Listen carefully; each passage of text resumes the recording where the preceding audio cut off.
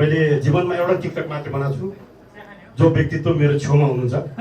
हामी London shooting गर्न गएको थियौँ, सम्हालिन्छ कहिले मन भन्ने सिनेमाको। कम जान्छ जस्तो तपाईँको मोबाइल हेर्नु पाएपछि तपाईँको सिनेमा हलमा किन हेर्ने यो विषयमा चाहिँ तपाईँको के बताएको छ गौरी दिदी वर्षा? यो कार्यक्रम सफल बनाउनको लागि मेरो तर्फबाट र नेपाल सरकारको तर्फबाट गर्नुपर्ने सहयोग गर्ने प्रतिबद्धता पनि व्यक्त गर्न चाहन्छु। तपाईले मलाई प्रशंसा गर्नु हो या बेलुन बनाएर उडाउनु हो मलाई थाहा भएन। सायद डोनाल्ड ट्रम्पले पनि इन्जोय गर्नु पर्यो भने सबभन्दा राम्रो प्लेटफर्मको रूपमा टिकटक रोज्न बेर छैन। केपी शर्मा ओलीज्यूदेखि सम्माननीय पूर्व प्रधानमन्त्री कमरेड माधव कुमार नेपाल शेरबहादुरजी पनि हेर्नुहुन्छ कि क्या उहाँहरूले पनि हेर्नुहुन्छ र टिकटकबाट मुक्त मानिस कोही भयो भने प्राइज दियो। मैले कतै कतै देखेको थिएँ कि तपाईसँग कोही मान्छेहरू टिकटक बनाउन आउँदा चाहिँ तपाईँ होइन म टिकटक बनाउँदिनँ तर आज तपाईँ सम्मानित हुनुहुन्छ यो स्टेजमा क्या यसलाई तपाईँ कसरी जवाब दिनुहुन्छ?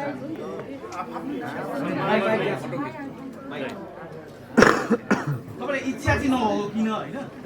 अहिले यस्तो मलाई कस्तो भनेदेखि अब यो एउटासँग बनायो भनेदेखि अहिले के छ भने पहिला पहिला फोटो मात्र खिचिन्थ्यो, अहिले फोटो खिच्ने भन्दा पनि टिकटक बनाउने कुराहरू हुन्छ।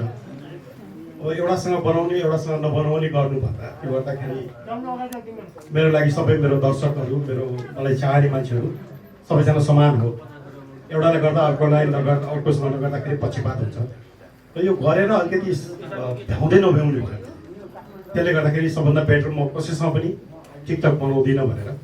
तर म टिकटकको विरोधी चाहिँ सबैको हेर्छु। मैले जीवनमा एउटा टिकटक मात्र बनाएको छु जो व्यक्तित्व मेरो छेउमा हुनुहुन्छ। हामी लन्डन सुटिङ गर्न गएको थियौँ, सम्हालिन्छ कहिले मन भन्ने सिनेमाको। वेदरको कारण सुटिङ भएन अनि गौरीमाले एउटा टिकटक बनाउनु आज भनेर मैले त्यो एउटा टिकटक चाहिँ बनाएको छु। त्योभन्दा पछि त्यति बेला सरसर मान्न तयार हुनुहुन्थ्यो तपाईँले प्रस्ताव राख्दा गौरी म्यामले भन्दा पनि म जवाब दिन्छु। गौरी म्यामले भनेको हरेक कुरा मान्छु किनभने म उहाँलाई मा भनेर सम्बोधन गर्छु। उहाँले उहाँ मेरो सहकर्मी हो र एउटा रेस्पेक्ट उहाँले भनेका कुराहरू मैले नै भन्न सक्दिनँ। सिधो म भागौँ अब टिकटक बनाउनु हुँदैन भनेर विरोध गर्ने वर्षाजी त्यसपछि टिकटकमा आउनुभयो र अहिले टिकटक स्टारको जज नाइट हुनुभयो।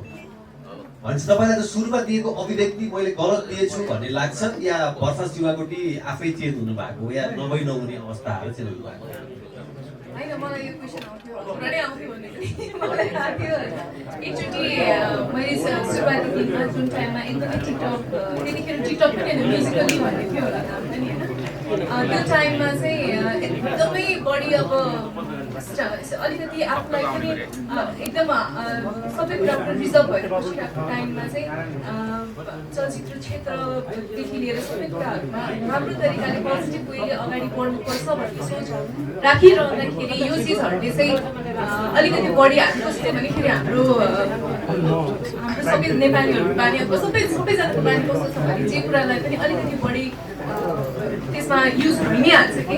सो यो चिजलाई चाहिँ अलिकति कन्ट्रोल भएर कन्ट्रोल्ड वेमा चाहिँ युज गर्दाखेरि राम्रो हुन्छ र अझै हामी कलाकारहरू चाहिँ किनभने हाम्रो प्रस्तुतिहरू हाम्रो जति पनि कामहरू हुन्छ त्यो चाहिँ स्वयं हलमा आएर हेर्दाखेरि चाहिँ अझ त्यो चिजले चाहिँ हामीलाई एउटा भ्यालु पनि क्रिएट गर्छ भन्ने हिसाबले चाहिँ मैले टिकटक नै चलाउनु हुँदैन तर एटलिस्ट हामी कलाकारहरू चाहिँ अलिकति रिजर्भ भएर बस्दा चाहिँ आई थिङ्क त्यो कुराले अझ राम्रो हुन्छ भन्ने चाहिँ त्यो बेलाको सोच थियो। तर अब अहिले समयअनुसार सबै कुरा परिवर्तन पनि भएको छ। अब अहिले त इभन फर एक्सेसको प्रमोसन प्लेटफर्म बनेको छ टिकटक होइन। म्युजिक भिडियोहरू गर्दाखेरि पनि सुरुमा टिकटकहरूबाट प्रमोसन स्टार्ट भएको छ। सो अब यो चाहिँ समयअनुसार चल्नुपर्छ भन्ने कुरा नै छ। तपाईँ समयअनुसार चल्नुभयो? तपाईँले नबोल्दा नि अरूले बोल्दाखेरि तपाईँको नाम लिएर त्यसले टिकटकमा अलिक बढेको के भन्नुहुन्छ है तपाईँ दुईजना? हेलो, धन्यवाद प्रश्नको लागि। पहिलो कुरा त टिकटक आफैमा नराम्रो चिज चाहिँ होइन। अघि धेरै वक्ताहरूले भनिसक्नुभयो यसलाई सही तरिकाले प्रयोग गर्नु पर्यो कुनै पनि कुराहरू। रहेको कुरा अब आर्टिस्टहरू त्यहाँ सहभागी हुनुहुन्छ हुँदैन भन्ने कुराहरू चाहिँ के छ भने मान्छेको बुझाइ हो, मान्छेको सोच हो। कुरालाई जता मोडे पनि हुन्छ। तर एउटा आर्टिस्ट भनेको जो आर्टिस्ट माथि लाखौँ रुपियाँ लगानी हुन्छ, करोडौँ लगानी हुन्छ, त्यति हल्का हुनु हुँदैन भन्ने मेरो पनि मान्यता हो। तपाईँलाई हर ठाउँमा देखिन्छ भने तपाईँको त्यति भ्यालु चाहिँ हुँदैन। त्यसकारण त्यो चिजलाई अलिकति ध्यानमा राखेर यदि तपाईँ साँच्चै नै नेपाली चलचित्र क्षेत्रलाई माया गर्नुहुन्छ, तपाईँ नेपाली चलचित्रको भलो चाहनुहुन्छ, तपाईँ व्यवसायिक कलाकार बन्न चाहनुहुन्छ भने अलिकति रिजर्भ चाहिँ भन्नुपर्छ। तपाईँले गरेका हरेक एक्टिभिटिजहरू टिकटक बनाइराख्नु हुँदैन, त्यो सोच चाहिँ म चाहिँ खिलाफमा हुँ। रहेको कुरा अब हामीले जुन अहिले कार्यक्रमको आयोजना गरिरहेका छौँ, यो त ट्यालेन्ट हन्ट हो नि। यसलाई यो नराम्रो लागेको भए, यो गलत हो भनेर मेरो मानसतर्फमा त्यो किसिमको चाहिँ चिज बसेको भए मैले हुन्छ म यो कार्यक्रममा सहभागी हुन्छु भनेर कहिले भन्दिनँ। त्यसले गर्दाखेरि म जहिले पनि टिकटक भनेको एउटा ट्यालेन्ट क्रिएटिभ काम हो, त्यसलाई सही तरिकाले युटिलाइज गर्नुपर्छ भन्ने मेरो भनाइ हो र त्यही विषयलाई लिएर हामी आज यहाँ छौँ। दिदीको लन्डनदेखिको टिकटक यात्रा कस्तो चलिरहेछ त्यो पनि मैले संसार सोधेँ रमेशजी यहाँले ऐश्वर्य हुने सिनेमा बनाउनु भएको छ, निकै महँगो बजेट लिएर। हजुर, यहाँका सिनेमाको 15-30 सेकेन्डदेखि 3 मिनटको भिजुअल काटेर हालिन्छ टिकटकमा र ती लाखौँला पुर्याइन्छ। तर त्यसको रोयल्टी तपाईँले 1 पैसा पाउनु हुँदैन। नेपालमा चाहिँ गैर कानुनी हिसाबले अहिले पनि टिकटक चलिरहेको छ यो हाम्रो भिजुअल सिनेमाहरूको सम्बन्धमा। त्यसमा तपाईँहरूको आवाज छ, त्यसमा तपाईँलाई ध्यान पुगेको छ कि छैन र यसमा तपाईँहरू कतिको फाइदा भइरहेको छ? धन्यवाद डोबो सर, तपाईँको एकदमै सान्दर्भिक प्रश्न। पहिलो कुरा त म जतिखेर मेरो करियर सुरु गर्दाखेरिको यो प्रविधि विकास भएको थिएन, अनि म बिचमा केही ग्याप भएँ, आएर फेरि चलचित्रमा काम गर्न थालेँ। ऐश्वर्य भने मेरो डेफिनेटली पहिलो चलचित्र मैले एज अ निर्माण गरेँ। मलाई त्यतिखेर यो प्रविधिको बारेमा त्यति म युज टु थिइनँ। जब मैले यो चलचित्र बुढा सुब्बालाई बेचेँ, त्यो मेरो सबभन्दा मिस्टेक होला सायद। उहाँले चाहिँ के गर्नुहुँदो रहेछ भने मलाई थाहा पनि थिएन, उहाँले चाहिँ 79 वर्षलाई लिनुहुँदो रहेछ। त्यसपछि जति पनि टेलिभिजन राइट, जति पनि राइट छन्, उहाँले सबै लानु हुँदो रहेछ। त्यसमा अब चाहिँ म यही कार्यक्रम मार्फत पनि भन्छु कि एक्चुअली सोच्नु होला, किन 20-40 लाखको लोभमा चाहिँ तपाईँले सम्पूर्ण यो राइटहरू नबेच्नुहोस्। हामी त एज अ निर्माता अहिले पनि पीडित छौँ नि। देख्छु म एकदमै राम्रो भइरहेछ, तर हामीले रोयल्टी 1 रुपियाँ पाउँदैनौँ। अब मिस्टेक मेरो भइसक्यो, त्यसले गर्दाखेरि म कसैले दोष दिन्न। समयले मलाई सिकाएको छ, नेक्स्ट प्रोजेक्टमा चाहिँ म त्यस्तो गर्दिनँ। धन्यवाद। अहिलेको प्रश्न कस्तो चलिरहेछ तपाईँको यात्रा लन्डनदेखिको? मलाई हेर्दा थाहा हुँदैन यात्रा कस्तो चलिरहेछ। तपाईँको केही फरक आउँछ जस्तो लाग्यो यो विषयमा? प्रश्न के थियो नि? टिकटक यात्रा कस्तो चलिरहेछ? यस्तो हो, लन्डनमा पनि अब एभ्रिडे सुट त हुँदैन थियो होइन। अनि एकचोटि हामी देशमा जाँदाखेरि आफ्नो देशभन्दा बाहिर अर्कै किसिमको दृश्यहरू देख्दाखेरि अर्कै रोमाञ्चहरू भइराखेको हुन्छ होइन। अनि त्यो अवस्थामा ल टिकटक अकाउन्ट खोलाउँ न त, पूजाले बनाइरहेको थिएँ। अनि उसलाई हेरेर ए रमाइलो हुँदो रहेछ यो काम, ल गरौँ त भनेर त्यो रमाइलोको लागि गरेको। अनि त्यो म एकदमै एभ्री डे टिकटक चलाउने मान्छे चाहिँ होइन, तर कहिले काहीँ मुड बन्यो भने चाहिँ म पनि पोस्ट गरिरहन्छु कहिले। मलाई रमाइलो लाग्छ। सेक्रेटरीलाई मेरो क्वेसन छ मित्र, जस्तै यहाँले कार भन्नुभएको छ, त्यसपछि गएर मोटरसाइकल भन्नुभएको छ। आजकल 7-8 लाखदेखि नै कार आउँछ, 8-10 लाख 12 लाखमै कार पनि पाइन्छ। तपाईँले दिन खोज्ने कार कति लाख कति? हाम्रो 35 लाखको कार फिक्स प्राइस छ। रमेश सर, तपाईँलाई एकचोटि प्रश्न।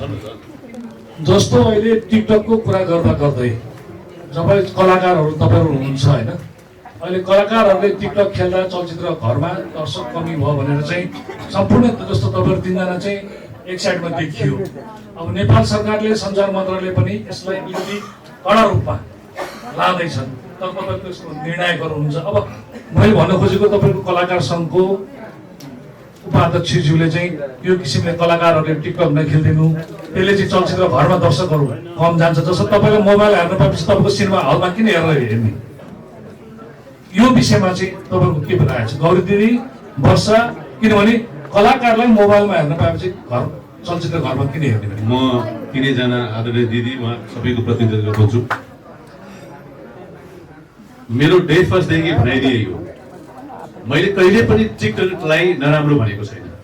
सायद टिकटक नभइदिएको भए जति यो 1 वर्षको लकडाउन भयो, धेरै मान्छेहरू डिप्रेसनमा जानुहुन्थ्यो होला। यो एउटा यति मनोरञ्जनात्मक हिसाबले चाहिँ मान्छेले युज गरिरहेका छन्। त्यसमा हालाकि 2-4 अपवाद भन्ने कुरा जहाँ पनि हुन्छ भनौँ। केही मान्छेले त्यसलाई मिसयुज गर्यो, केही मान्छेले गलत कुरा भयो, केही मान्छेले धेरै नराम्रो, कतिले लाइभ आएर सुसाइड पनि गर्यो होइन। त्यसै गर्दाखेरि राम्रो चिज हो यो, तर कलाकार जसलाई पे गरिन्छ, जसलाई कलाकारलाई चाहिँ दर्शकहरू हलसम्म आएर हेर्नुहुन्छ, उहाँहरूले चाहिँ अलिकति त्यो मूल्य र मान्यतालाई ध्यानमा राखेर त्यति हल्का नभइहाल्ने हो कि भन्ने मेरो विचार हो। त्यो अहिले पनि हो, त्यो हिजो पनि त्यही थियो, आज पनि त्यही छ। त्यसैले हामी यहाँ छौँ कि हामी यसलाई टिकटकलाई नराम्रो होइन कि मर्यादित तरिकाले एउटा ट्यालेन्ट हटको हिसाबले चाहिँ हामी मतलब एउटा चाहिँ राम्रो एउटा प्लेटफर्मको रूपमा चाहिँ यसलाई हामी परिमार्जित गर्नको लागि त्यो जिम्मेवारी हामीले लिन सहज रूपमा स्वीकार। यो हलुकाको अर्थ चाहिँ के होला रमेश सर? हलुका इन द सेन्स कस्तो भने अब फरकपुरजी तपाईँ कुनै पनि कलाकारलाई कहाँ देखौँ भन्ने एउटा, किनभने एउटा आर्टिस्ट भनेको त हठमा देखिनु हुँदैन। तपाईँ टिकटकमा अहिले मैले हेर्छु, म पनि धेरै टिकटक हेर्छु, हालाकि म बनाउँदिनँ। अघि सरोज दाइलाई भने जस्तै कोहीसँग मलाई पनि लागेको हुन्छ, मलाई फोटो खिच्छु तर टिकटक नबनाउनुहोस् भन्छु। तर हल्का भने कस्तो भने एउटा कलाकारले तपाईँले जे गर्नुहुन्छ बिहानदेखि बेलुकासम्मको तपाईँको दिनचर्यालाई तपाईँ टिकटक बनाउनुहुन्छ, त्यो राम्रो भएन। किनभने तपाईँमाथि एउटा निर्माताले, म एज अ निर्माता पनि बोलेको, तपाईँमाथि एउटा निर्माताले विश्वास गरेर लगानी गर्छ र तपाईँलाई फ्रीमा मोबाइलमा एप्समा हेर्न पाइन्छ भने को दर्शक हलमा जान्छ। यो अलिकति निर्माताको पीडा पनि हो, मैले बोलेको एज अ कलाकार बोलेको होइन। धन्यवाद। रमेश दाइ, निर्माताको हिसाबले पनि अझ पछिल्लो समय ट्रेन्ड हेर्नु भएको छ, निर्माताहरू आफै कलाकारलाई मेरो गीतको टिकटक बनाइदिए, फलानाको टिकटक बनाइदिए, ढिस्कानाको टिकटक बनाइदिए, यति पेमेन्टमा टिकटक बनाइदिए, उति पेमेन्टमा टिकटक बनाइदिए भनेर बार्गेनिङ सुरु गर्नुहुन्छ। अब यसलाई चाहिँ कसरी लिने? निर्माताले त्यही चाहिरहनु भएको छ अथवा केही फरक खोजिरहनु भएको छ? टिकटकलाई एउटा मार्केटिङको हिसाबले युज गर्न मिल्यो नि। टिकटकका पनि कति स्टार हुनुहुन्छ, कति उहाँहरूको चाहिँ फ्यान फलोइङ छ, मैले त त्यो एप्रिसिएट गर्छु, राम्रो कुरा हो। उहाँ यति ट्यालेन्टेड हुनुहुन्छ, हामी सायद उहाँहरू अगाडि फिक्का छौँ। त्यसै गर्दाखेरि त्यो चिजलाई एउटा पब्लिसिटीको माध्यममा हामीले म पनि भोलि प्रयोग गर्छु। मैले सिनेमा बनाएँ भने मैले टिकटकमा जसको फ्यान फलोइङ बढी छ, जो स्टार हुनुहुन्छ, उहाँलाई प्रयोग गर्छु। त्यो त कमर्सियल व्यवसायिक त हो नि। तर आर्टिस्टको विषयमा बोलिरहेको छु मैले, एउटा निर्माताले त्यो माथि विश्वास गरेर लगानी गर्छ भनेदेखि अलिकति रिजर्भ त हुनुपर्छ भन्ने मेरो सोच हो। मलाई चाहिँ के लाग्छ भने हरेक मान्छेको आफ्नो सोच हुन्छ। रमेशलाई जुन कुरा सही लाग्छ त्यो मलाई लाग्नुपर्छ भन्ने पनि छैन, या फेरि मलाई जे सही लाग्छ त्यो वर्षालाई सही लाग्छ भन्ने पनि छैन, र तपाईँहरूलाई त्यो सही लाग्नै पर्छ भन्ने पनि छैन। एउटा टिकटक युजर, अब रेगुलर त होइन, कहिलेकाहीँको युजर हो म, र म त्यसमा आनन्द पनि लिइराखेको हुन्छु, र कहिलेकाहीँ म आफ्नो कुराहरू सम्प्रेषण पनि गरिराखेको हुन्छु। त्यसमा म अनुचित केही देख्दिनँ, त्यो मेरो आफ्नो भनाइ हो। र म यो पनि मान्दिनँ, यहाँनिर अलिकति अपवाद हुन जान सक्छ र भन्ने कुरा मान्नु कि रेगुलर हामी टिकटकमा आयौँ भने हाम्रो भ्याल्यु कम हुन्छ भन्ने कुरामा चाहिँ म अलिकति यसमा त्यति अग्री पनि छैन 100%। हुनसक्छ मैले आफूलाई कसरी प्रयोग गरिरहेको छु त्यसमा डिपेन्ड पनि हुन्छ होइन। मैले मेरो क्रियाकलाप या मेरो कुराहरूलाई कसरी राखेको छु त्यो पनि एउटा महत्त्वपूर्ण रोल हुन जान्छ। तर होइन मैले आफूलाई एकदमै जथाभावी प्रकारले मैले प्रयोग गरेको छु त्यो त्यति सही नहुन सक्छ। तर मबाट मेरो टिकटक प्रेमी दर्शकहरूले के चाहन्छन्, कस्तो किसिमले उहाँहरूले मेरो प्रस्तुति हेर्न चाहन्छन्, त्यो अनुरूप म जान सकेँ भने फेरि मेरो भ्याल्युहरू हुन सक्छ। त्यसले गर्दाखेरि त्यो आफ्नो रोजाइ हो कि मैले मेरो दर्शकहरूलाई कुन किसिमले म प्रभावित ढङ्गबाट म प्रस्तुत हुन सक्छु, चाहे म बिहानदेखि बेलुकासम्म हुँ अथवा महिनाको एकचोटि हुँ। तर हुँदै नहुँ भन्ने कुरामा चाहिँ म अलिकति रमेशको चाहिँ त्यति सहमत हुन छैन। सरी रमेश, कलाकार भएर पनि हामी आफूलाई आफ्नो दर्शक सामु चाहिँ लान सक्छौँ, यो मेरो आफ्नो सोच हो। वर्षाजीलाई पनि यही प्रश्न।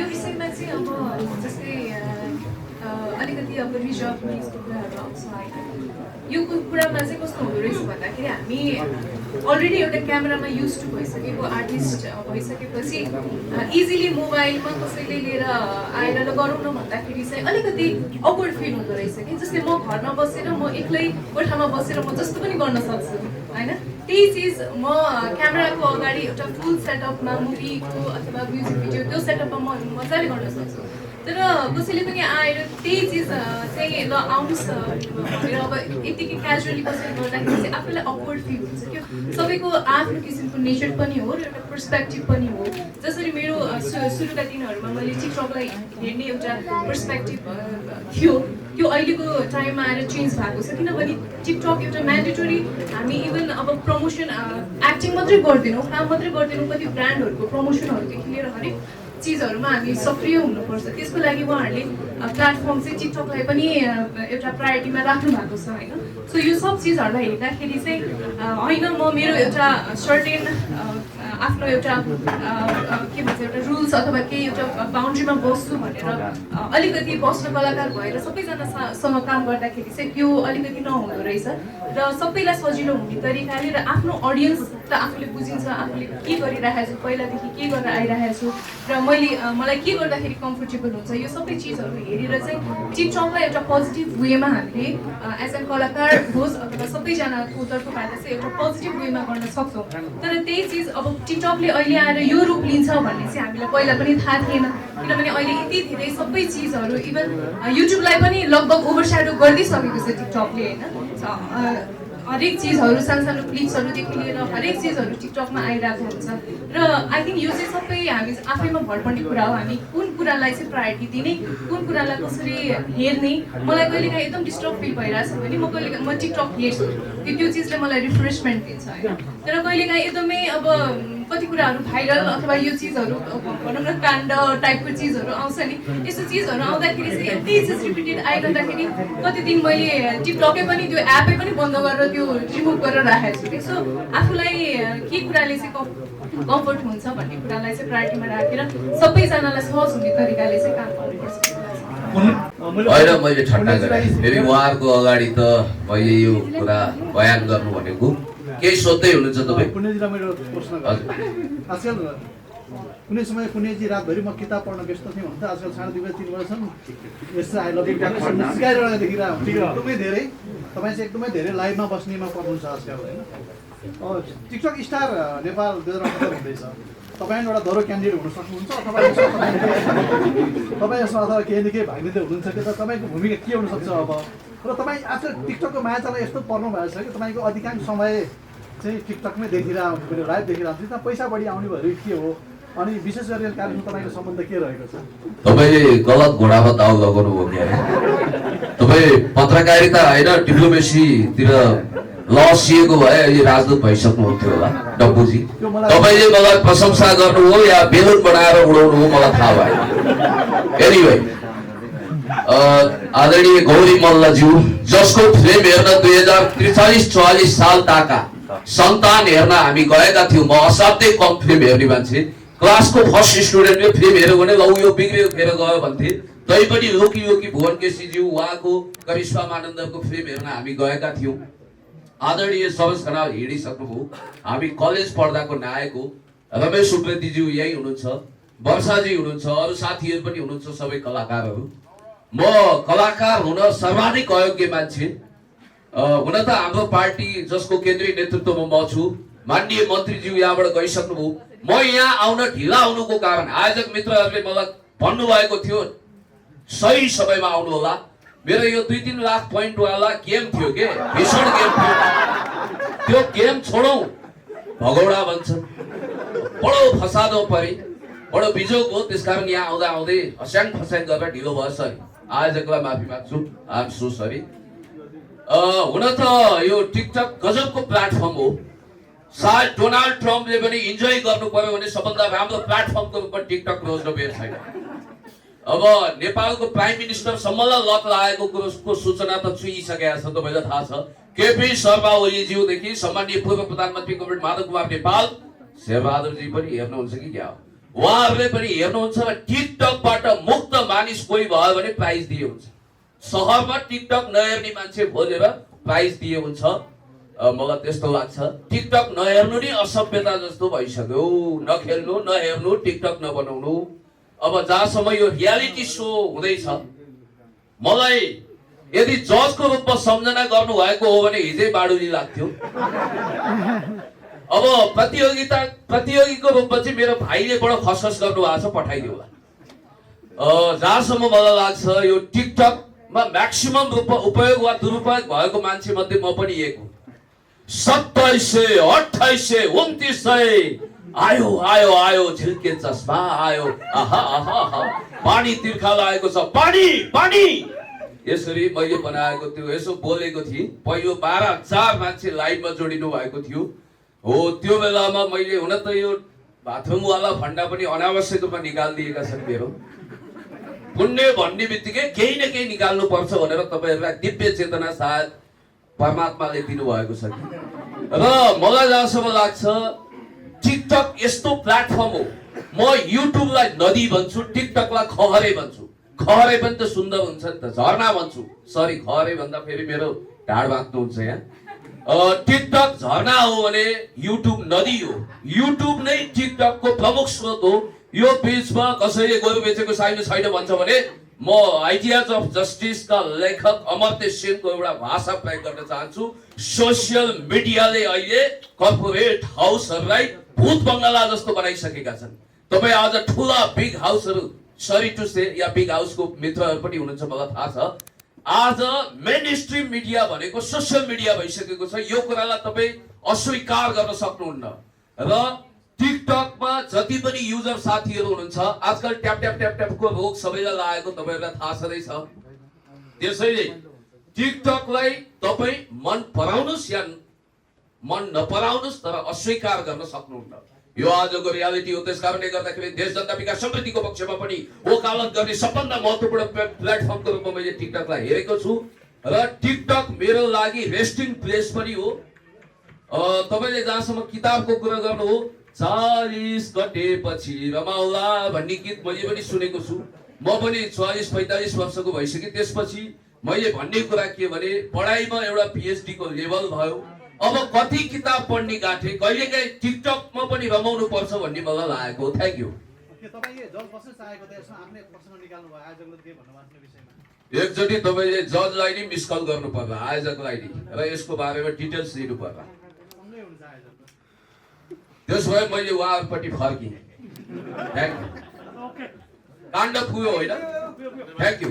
र जय किशनजीको फिल्म हेर्न जाँदा टिकटक काण्ड अब धुम 5 मा प्रयोग गर्नेवाला हुनुहुन्छ। जयजी र मेरो बिचको जुन ढङ्गको एउटा टग अफ वार थियो त्यो पनि समाप्त भएको छ। गहकिलो गरिबिलो भन्ने कुरा अब कार्यक्रम सञ्चालिकाबाटै नै प्रमाणित भइसकेको छ।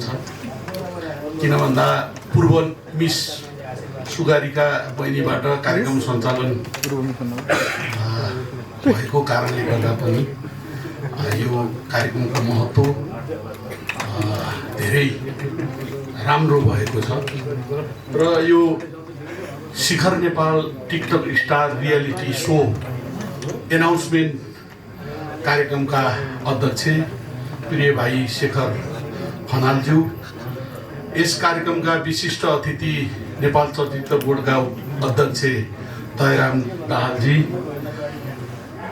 नेपाली सिने जगतका वरिष्ठ अभिनेता सरोज खनालज्यू, वरिष्ठ अभिनेत्री गौरी मल्लज्यू, अभिनेता रमेश उप्रेतीज्यू, अभिनेत्री वर्षा बहिनी लगायत मञ्चमा आसीन विभिन्न तह तब्कामा हुने आदरणीय व्यक्तित्वहरू र यो शिखर नेपाल टिकटक स्टारका विभिन्न निर्देशक, प्रोड्युसरदेखि लिएर विभिन्न पदमा रहनुहुने सम्पूर्ण टिम र यो कार्यक्रम सफल बनाउनको लागि पाल्नुभएका सम्पूर्ण महानुभाव तथा पत्रकार साथीहरू सबैमा मेरो व्यक्तिगत तर्फबाट नेपाल सरकार श्रम, रोजगार तथा सामाजिक सुरक्षा मन्त्रीको तर्फबाट स्वीकार्नुहोस् न्यानो अभिवादन। यो कार्यक्रम सफल बनाउनको लागि मेरो तर्फबाट र नेपाल सरकारको तर्फबाट गर्नुपर्ने सहयोग गर्ने प्रतिबद्धता पनि व्यक्त गर्न चाहन्छु। किन भन्दाखेरि यो सबै कुराहरू सरकारले मात्रै गरेर सक्दैन, यस्तै यस्तै सङ्घ संस्था यस्तै व्यक्तिहरू मिलेर हामी सबै मिलेर गर्ने हो। अघि हाम्रो चलचित्र बोर्डका अध्यक्षज्यूले भन्ने बित्तिकै अहिले टिकटक, अब भनौँ न, अब तपाईँहरूलाई भनौँ म एउटा राजनीतिक मान्छे पनि भएँ, अहिले मन्त्री भएको छु, अब मेरै बारेमा नि कति धेरै टिकटकहरू बनाइया छ। तर मेरो अनुरोध के हो तपाईँहरूलाई भन्दाखेरि तपाईँहरूको त्यो बनाउने सिलसिलामा या त्यो प्रस्तुति गर्ने सिलसिलामा समाजले पनि त्यसलाई पोजिटिभ रूपले हेरोस्। सधैँ नकारात्मक मात्रै कुरा होइन कि एउटा सन्देशमूलक पनि होस्, एउटा पोजिटिभ कुरा पनि होस्। सँगसँगै जहाँ भनौँ न यो विकृतिका कुरा छन् त्यसलाई पनि उजागर गर्ने गरी लाग्नको लागि विशेष टिकटक चलाउने सम्पूर्णलाई बचाइने अनुरोध गर्न चाहन्छु। र एउटा म हुन त अब यहाँ अब वरिष्ठ अब आदरणीय कलाकार हुनुहुन्छ, म पनि कलाकार त होइन, तर के हो भन्दा मलाई यो लोकगीत दोहोरीमा चाहिने म आफू पनि धेरै रुचि राख्छु। किन भन्दा गण्डकी प्रदेश तनहुँ जिल्लाको व्यक्ति होइन, एकदम जनजातिले भरिएको ठाउँ। तपाईँहरूले केही समय अगाडि दौसी भैलोमा 2-4 टुक्का चाहिने गीत पनि गाएर मैले रमाइलो गरेको थिएँ। भन्नु खोजेको के भन्दा यो चिज चाहिँ नि कलाकारिता भन्ने चिज नहुने चिज। कसैले गीत गाएर हुन्छ, कसैले नाचेर हुन्छ, कसैले भनौँ न अभिनय गरेर हुन्छ। त्यस कारणले विभिन्न माध्यमबाट गरिने चिज हो। त्यस कारणले गर्दा यसको आफ्नै महत्त्व छ। त्यस कारणले गर्दाखेरि अघि हाम्रो चलचित्र बोर्डका अध्यक्षले भन्नुभयो जस्तै यो असङ्गठित रूपमा रहेको यो श्रमिकहरूको विषयमा सामाजिक सुरक्षा कोषमा लैजाने कुरा जुन कुरा गर्नुभएको छ, म तपाईँलाई हार्दिक निमन्त्रणा पनि गर्न चाहन्छु। तपाईँहरूको समस्या कि मेरै आफ्नै समस्या, किनभने मैले अघि नै भने पार्टली भने पनि म पनि कलाकारलाई र कलाकारितालाई विशेष माया गर्ने व्यक्ति भएको कारणले गर्दा पनि होइन, वरिष्ठ लोकगायक प्रेमराजा महतदेखि लिएर बमबहादुर कार्कीदेखि लिएर धेरै नारायण रायमाझीदेखि लिएर धेरै वरिष्ठ कलाकारहरू मेरा अभिन्न मित्र पनि हुनुहुन्छ। त्यस कारणले गर्दाखेरि यो कलाकार श्रमिकहरूको विषयमा के गर्नुपर्ने हो, मेरो श्रम रोजगार तथा सामाजिक सुरक्षा मन्त्रालयको तर्फबाट हरदम 24 घण्टा तपाईँहरूलाई सहयोग गर्ने कुरा पनि प्रतिबद्धता व्यक्त गर्न चाहन्छु।